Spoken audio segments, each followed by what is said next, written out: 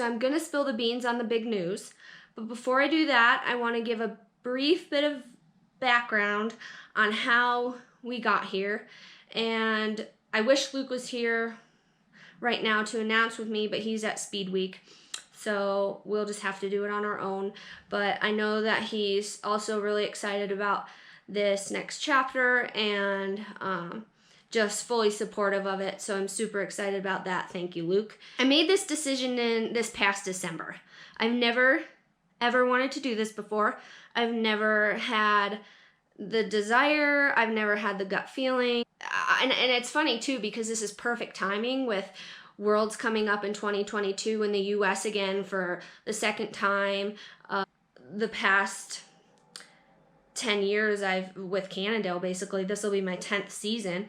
I've just been learning lessons and figuring myself out as an athlete and figuring myself out as a human being. And we really haven't rushed, or no one's like really pressured me into like making steps I'm not ready to take. And this past December, I really had like this gut feeling that it was time, you know, that I need to fully commit myself to this because I'm feeling this pull towards it, and I don't want to finish my cycling career and ever have to wonder what if, or why didn't I take that step, or why didn't I try as hard as I could to see how far I could go and see how good I could really be. And I don't want to ever have to wonder that, and I don't ever want to have any regrets. And I'm in a position where I'm very, very well supported by my team, by my family, by my husband, by my sponsors, and I just want to take advantage of that situation and make the most of it, because it is a rare opportunity how the stars have aligned for me so far, and I just want to take that and run with it. Everyone's journey is unique, and I wouldn't change a thing about my journey because I had to go through a lot of stuff to get to where I am right now. Learning about my mental health, trying to figure out my mental health has gotten me to the point where I felt the gut feeling in December. So I know that I'm ready for this. I know that I want to do it, and I think that the timing is perfect because 3 years is a decent amount of time. It's not too little, it's not too much, and I think it's the end goal at that 3 years is Worlds in the US, and I think that's just super cool. So, the big news. I get to spill the beans. Luke, Lucy, and I are moving to Europe.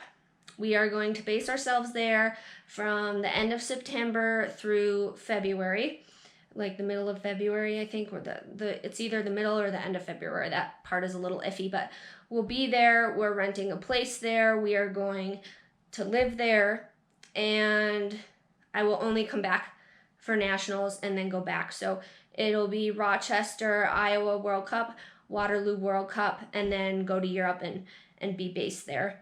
And I think this is a really important thing that needs to happen. If I want to reach my goals, if I want to continue to, I've already proved to myself that I'm capable of competing at the highest level. I've gotten a handful of glimpses with it, but I feel, now everyone's different, but I feel that in order for me to be as successful as possible and to see how good I really can be, I need to be in Europe. I need to base myself there. I cannot be traveling back and forth like I have been, running around. It's just, that's too much. And if I want to compete at the highest level and be there consistently, I need to be in Europe and stay there. So yes, that's what we're doing. I'm super excited. I'm going to take you along this whole journey with me, figuring out all the details, the logistics, where we're going to live, the race schedule, all of it. Katie and Mark are the only ones to ever do this on the women's side, and I am good friends with Katie, and I discussed it with her a little bit, and she agrees that it's time if that's the road I want to go down, so yeah, we are moving. I'm so excited, and I'm really grateful that Luke's able to come with me because I could not do this by myself. I'm a homebody and I can't be away from him and Lucy for 6 months. Like, that's just not, that wouldn't work for me. And we discussed on whether or not we should bring Lucy. We talked to 2 people in our circle whom we really trust, and one of them really knows a lot about Lucy, and we decided that either we shouldn't bring her because it's too stressful on her to travel there, or we should bring her because if we leave her at home for 6 months, that's going to be stressful for her because she's part of our family and she's literally with us all the time. And we decided on we should bring her because that's not fair to her to leave her for that long. And it's also really would be hard for both of us because literally, again, she's with us all the time. So she is part of our family. She's coming with us.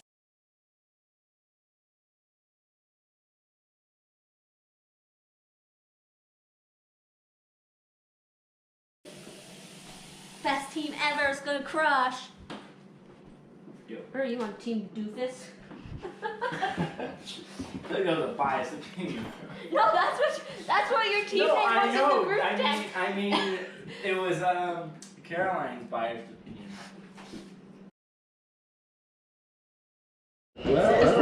Luke, tell us what you got here. You're on camera. We got a mistake in progress. That's not. You got a mistake? It's a calculated. Oh, no, it's yeah, it's a calculated.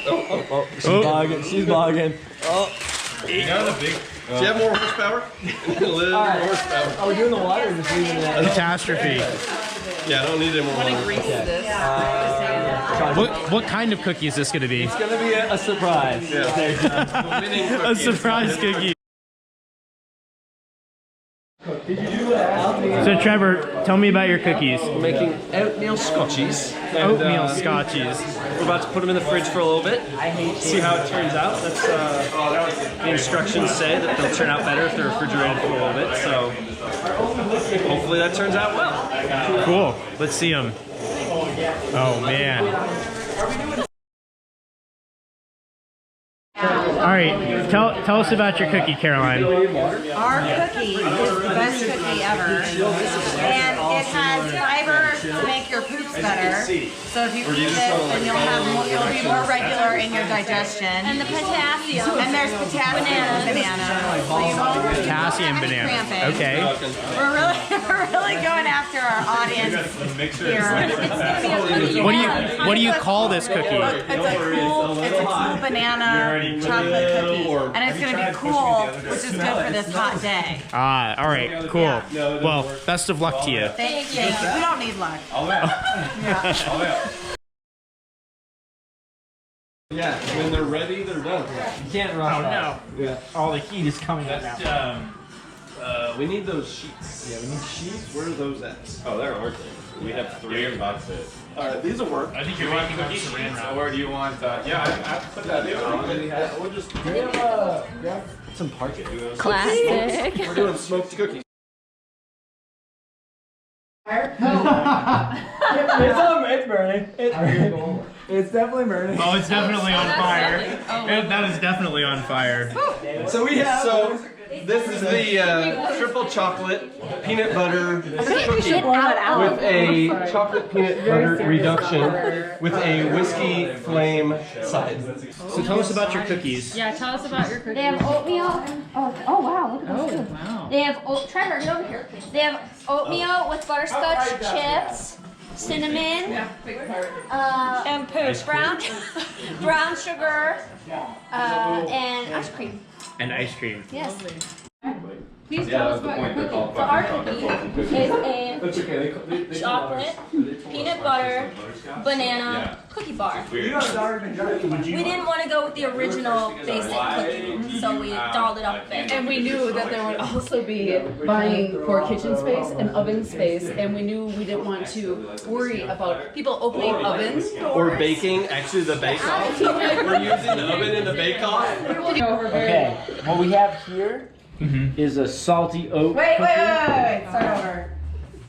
Go ahead. What we have here is the winning cookie. Yeah, Because but- everything else isn't a cookie. Right, a little more specifically, a salty oat cookie with it's chocolate cookie with oats and a little bit of fancy sea salt. What? Fancy sea salt. Did you get that? Go for it. Thank And you, almond milk. Thank you, Ian Boo Boo Bugaboo. I think because they didn't measure everything, it was like slightly off. Yeah, their sizes were off, which is why they were cutting the edges to try and make it into perfect cookies. Was the oatmeal Scotty? I did really like it. My only complaint was because the cookie dough was very sweet and the butterscotch chips were exceedingly sweet. Together you had a very sweet cookie. However, as a classic cookie, I think they hit the mark. Yeah, I think they were pretty on with that. The peanut butter, banana chocolate chip. It just wasn't a cookie to me. I know. It was a brownie, and I know they got the recipe from the Cookie Bible, but it did really fall apart. and you could not eat it with your hands. No, and if you went like this, like if you're going to with a cookie or you're going to dip it in milk, it just doesn't behave like it. Right. The salty, okay. I thought it was really delicious, but it was not sweet enough and tasted a little bit light. Which one was that? The salty. That was the chocolate one. Oh, the chocolate one with the salt on top. I thought it was delicious. All right, in fourth place was the Midwestern Bandits.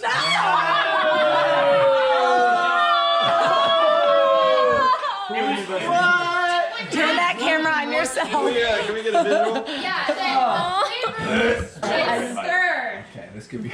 We'll bake. Third, we have Team Doofus.